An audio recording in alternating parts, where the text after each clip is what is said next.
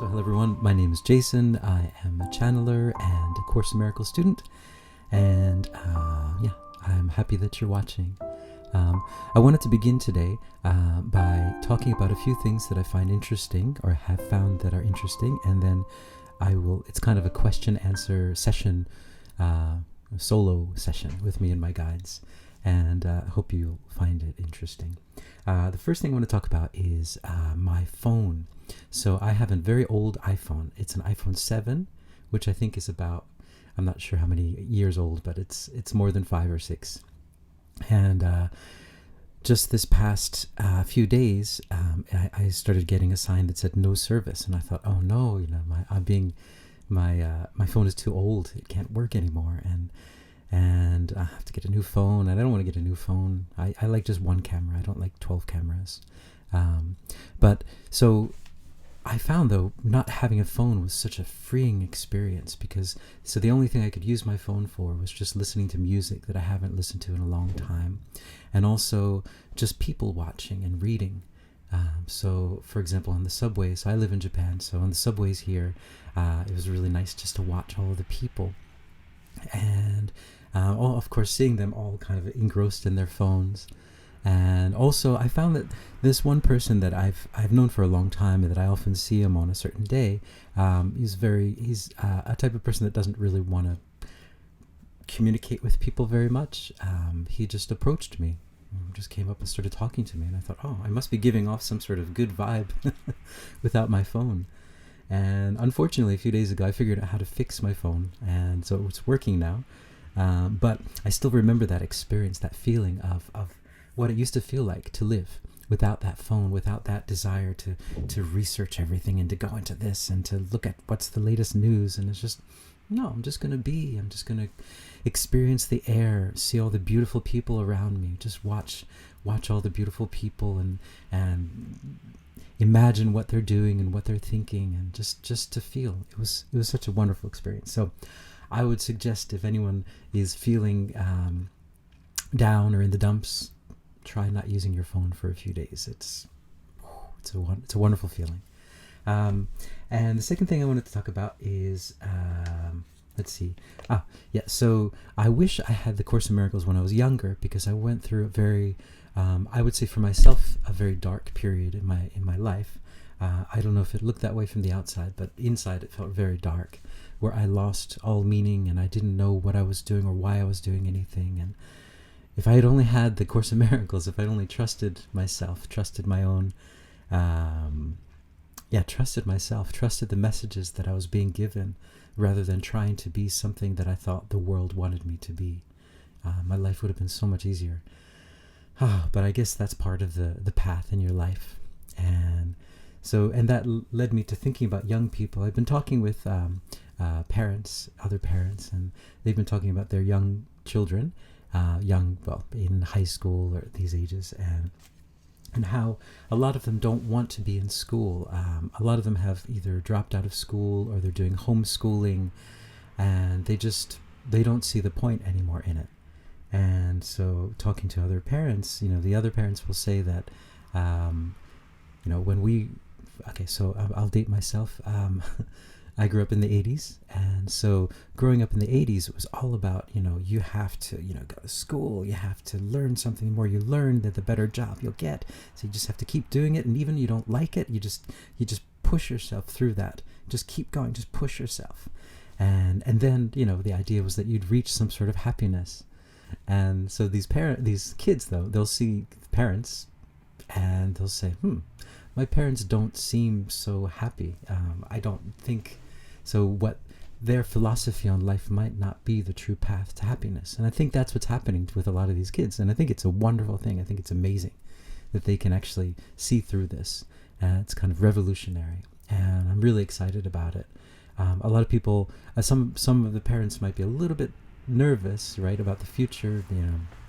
What is my child going to do? But I think that is the spirit of the coming times. And that is just my personal logical feeling. That wasn't a guided message. So that might be something I want to ask. In fact, that is the one thing I'd like to ask. That's my first question about this younger generation that is coming up into adulthood, who don't want to follow that path of going to school and sitting there in a chair for all that time and trying to learn these things, even though they don't want to do it, but they have to do it because they want to get to this place. And a lot of them are just saying, no, we don't want to do something that we don't want to do. We want to do what we want to do. And what a refreshing idea. And I think that well, this, okay, I'll channel this. Enough of my spiel. All right, so here we go.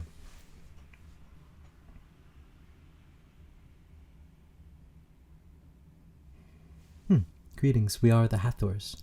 And yes, this being is right on the target, you might say, right over the target, as your expression goes.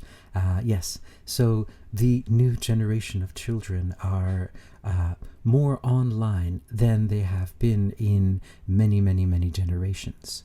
There was a time in another generation where everyone came online.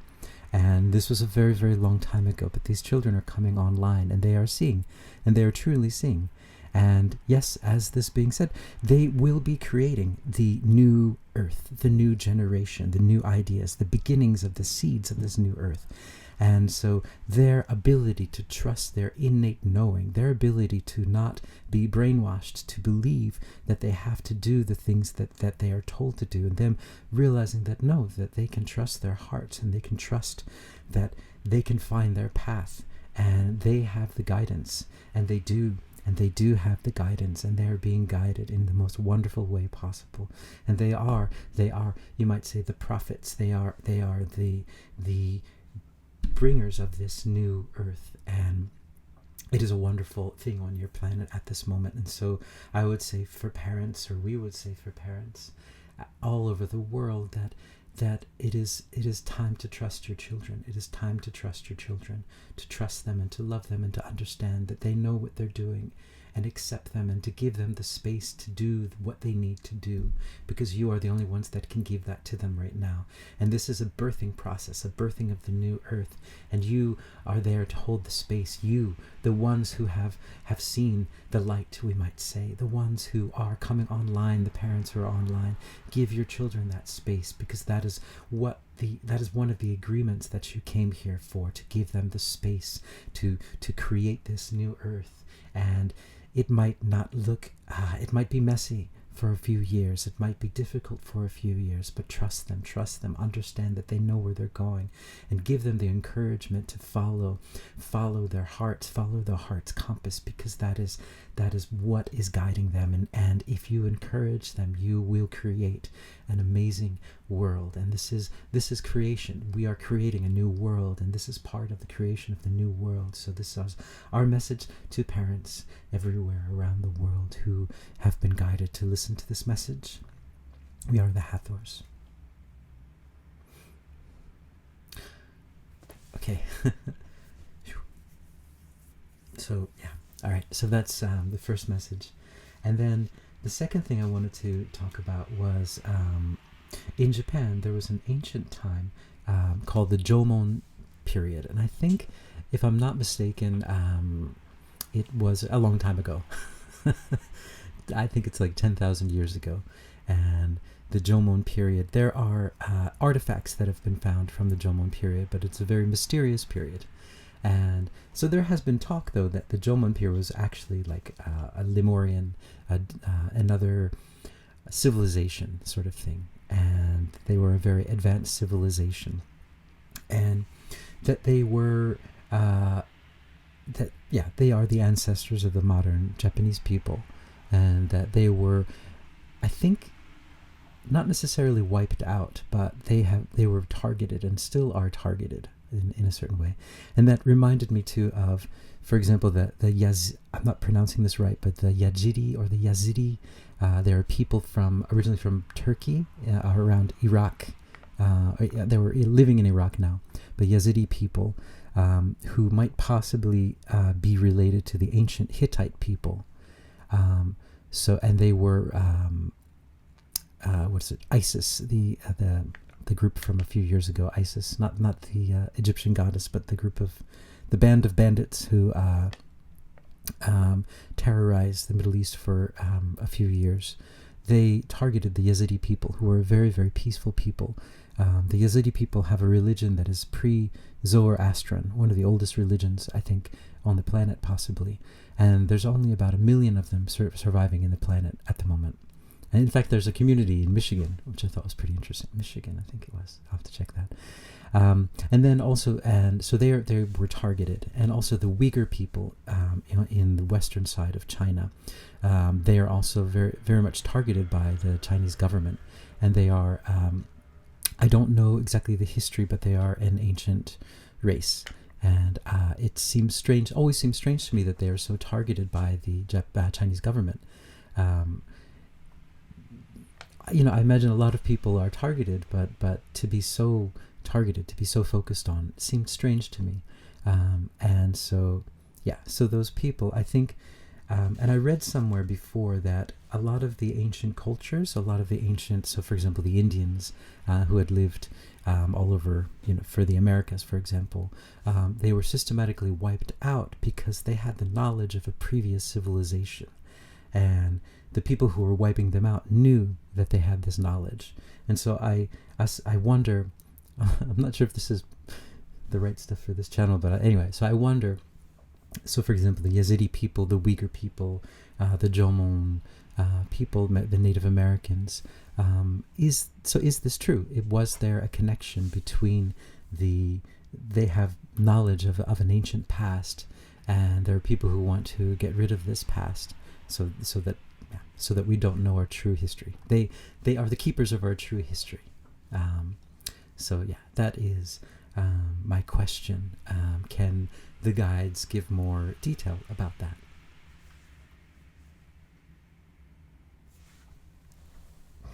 Greetings, we are Isis, and we are not the Isis that you are referring to. We are Isis, the other Isis, the collection of ideas that has created this Isis, we would say, yes, a concept. We are a concept. We are Isis, and we are what you might call the Egyptian goddess. But we are more a concept, a collection of ideas. We are a collective, you might say. And to answer your question, yes, and yes. There were many ancient civilizations. Your history has been hidden from you. As you might already know, there is a lot more to your history, and a lot of this history is coming to light slowly and slowly. This is part of the ascension process, to understand and to see what your true history was, so that you can see what your true trajectory is, where you are truly going. And so yes, so all of these people do hold this knowledge. They hold it in their DNA. That is what is trying to be annihilated. The DNA contains all of the ancient information. It is the ancient library of information that will show the world what was really happening and where we truly came from. Now, some of them do hold, we can't say too much about this, but some of them do hold the ancient books, and they also hold the ancient weapons and the ancient devices. Now, this is a very top secret, we might say, thing. They're very well protected, we might say. But so, and they're holding them for the times that are coming, when people come online and they realize their connections with this. A lot of they're very, very advanced spiritually, and a lot of them, they are, we would say, similarly to the Mayan civilization. They were a civilization that half of the civilization ascended. Half of the civilization ascended, and the other half is still here on this planet. And they are holders of this information, and they have contact with the other civilization. And that is this open communication that they have, and they're holding on to this communication and to the ancient tools. In preparation for the time when the rest of the earth comes online. And there are people, there are forces, you might say, that do not want this to happen, and they are actively trying to stop this from happening, but they cannot. And they realize it, and they don't realize it, but it is impossible what they're trying to do. They cannot wipe this out because it is much bigger than them, and there's nothing to wipe out on a third dimensional level. This is inevitable. This is the earth that is coming. But we do see that they do try very hard. but it is inevitable what is coming. The peace that is coming on your planet is inevitable. And the knowledge that they hold, the knowledge that they are keeping for all of you, for all of humanity, they are fighting to struggle on in this world, in this struggle. They are, you might say, on the front lines of this struggle. They are fighting for you, and they are there for you. So these people hold this information for you, and we would suggest, if you feel at all inclined, to send them your love and to send them your energy, because they are struggling every day in this, struggling against these forces, and they are very, very strong. They're very, very spiritual, but it is a very tiring process for them right now. They're going through a very difficult process, and so if you can spare any time or any thoughts, we would suggest giving them some love and some peace. We are Isis. Okay. All right, so that's that. And then the other thing I wanted to share was Course in Miracles lessons, 2 lessons that I thought were so amazing. So lesson 70 and lesson 71. So lesson 70 says, my salvation comes from me. And so let me just read the first 2 paragraphs, or I'll just read the second paragraph. So in accepting this idea, it means that nothing outside of yourself can save you. Nothing outside yourself can give you peace. But it also means that nothing outside of yourself can hurt you or disturb your peace or upset you in any way. So there you go. Your salvation comes from inside of you. You are the salvation. You have everything you need inside of you. You don't need anything outside of you. And that relates to lesson 71, where there's a wonderful quote here. And lesson 71 says, only God's plan for salvation will work. Okay, so, and two short quotes, and then I'll read a little bit from it. The one is that ego's basic doctrine is seek but do not find, right? I think we all have gone through this throughout our life, where we're looking for something, are always looking for something. If I get that thing, if only this happens, and you get it, and then it's not what you wanted, you know. So yeah, seek but do not find. That's what the ego, it just makes you go around in circles throughout your life. So the ego's plan for salvation revolves around holding grievances. Okay, so here we go. This is the paragraph. So I think it's wonderful stuff. The ego's plan for salvation centers around holding grievances. It maintains that if someone else spoke or acted differently, if some external circumstance or event were changed, you'd be saved. Thus, the source of salvation is constantly perceived as outside yourself. Each grievance you hold is a declaration and an assertion in which you believe that says, if this were different, I would be saved. The change of mind necessary for salvation is thus demanded of everyone and everything except yourself. Okay, so there you go. And I'm not sure about any of you guys that are listening, but I've gone through that most of my life. If only this were different, then everything would have been fine. If only this person didn't say this, then my life would have been better. If only I grew up here, you know, all of these different things. And it's, no, no. Your life up to this point has been perfect. Everything has been so well aligned. And the only way to find the way out of this is just to listen to your heart. Listen to your heart compass. That is the only way out. And even though it guides you in places that you might find you didn't think you'd like to go, there it is though. So God's plan for salvation works simply because by following his direction, you seek for salvation where it is. But if you are to succeed as God promises you will, you must be willing to seek there only. Otherwise, your purpose is divided, and you will attempt to follow 2 plans for salvation that are diametrically opposed. The result can bring only confusion, misery, and a deep sense of failure and dismay. Okay, so this is about listening to God's voice and understanding that you don't have to hold a grievance. Holding a grievance means judgment, judging anything, judging any situation. If only it wasn't raining today, then everything would have been perfect. That's a grievance. If only that person hadn't insulted me so much when I was younger, that's a grievance. Let them go, right? We don't need them. So holding grievances, that's what the ego wants, and it wants to keep you in that prison But if you just let go of this and just let the plan go as it is, accept it. It's raining today, and it's wonderful that it's raining. It's important that it rained today. It's so necessary for everything, for our whole lives. So that kind of way of thinking is, I think it's revolutionary. Revolution of the mind. So I just asked my guides if they have a closing statement for today.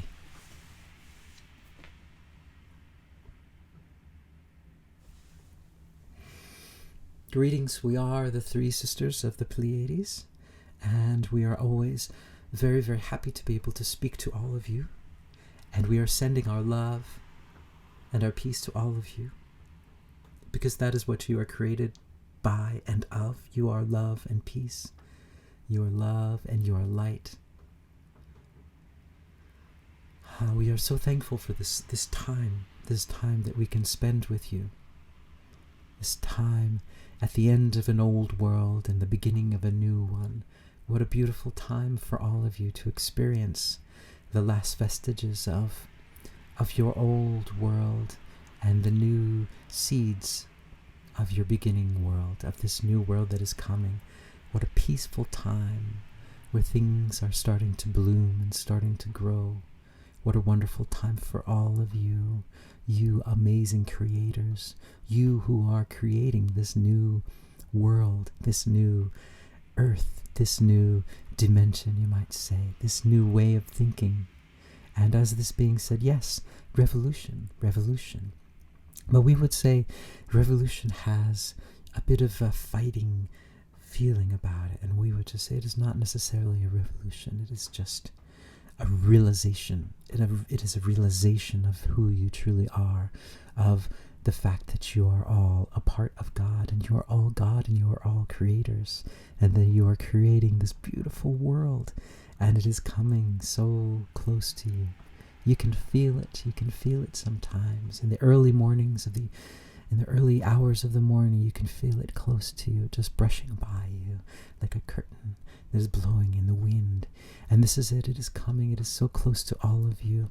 And we would say, all of you, you have had so much patience, waiting and waiting and waiting, and finding your peace through all of this, through all of the turmoil of all of your lives, of all of your past lives, of all of this time, these many thousands and thousands and thousands of years that you have come here, and you have come and you have gone through the dark and the light. You've gone through the ups and you've gone through the downs, and you've seen so much pain, and you've had so much suffering, and you've felt so much love. All of this is leading up to this. This is all for you. This was the perfection that you needed to go through in order to come to this place, in order to truly understand, and in order to truly create. This is, you might say, a graduation from this school that you have been going through many thousands of years. And we are here to help you to hold your hands and to guide you across. This is what we have come for all of you, to help you across. If you ever need our help, please call on us. We are sending our energy through this video now. You can connect to this frequency whenever you need to. Connect to the frequency. We will send you a transmission at the moment, a frequency transmission that you can use to align to the frequency whenever you would wish to.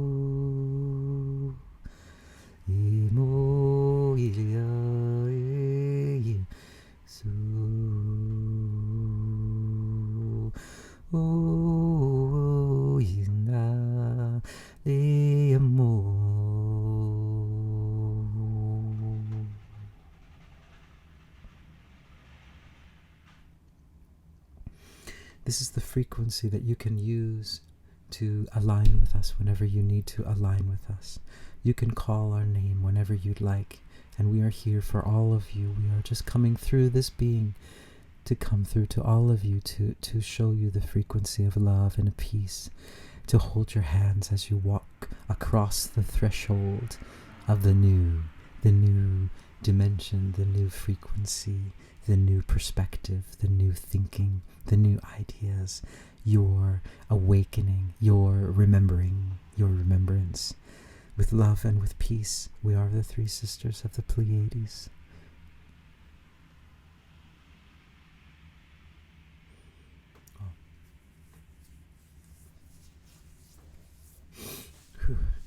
Okay, so there you go. So ciao.